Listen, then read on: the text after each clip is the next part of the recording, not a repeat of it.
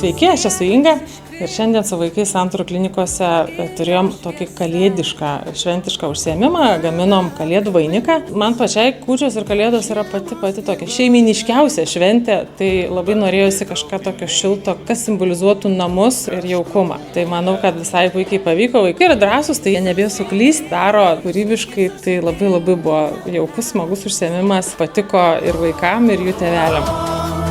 Visiems mums reiks stebuklo, visiems mums reik laimingos pabaigos. Sveiki, aš esu Joana Survilaitė. Aš esu Kornelijus Survila.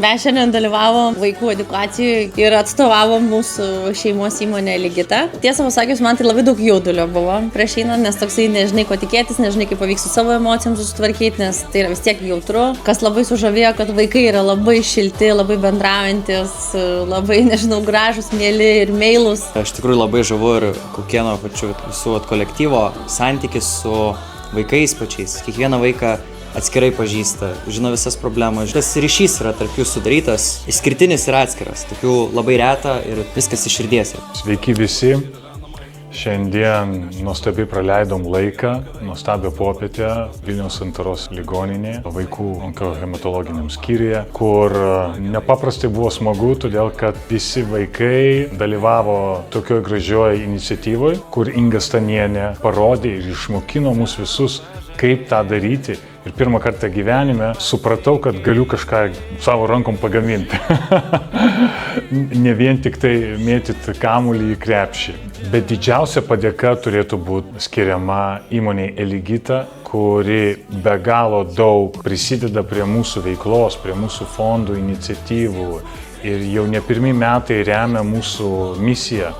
Ir esame be galo dėkingi jiems. Ir mums yra be galo didelė garbė, kad jie yra šalia mūsų.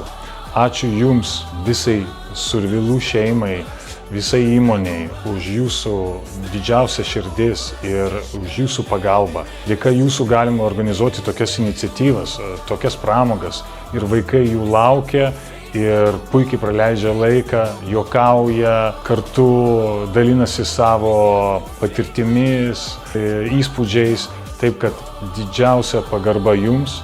Ačiū Jums už Jūsų pagalbą ir be galo Jūs visus mylim ir laukiame švenčių ir nekantraujame dar kartą pasimatyti ateityje.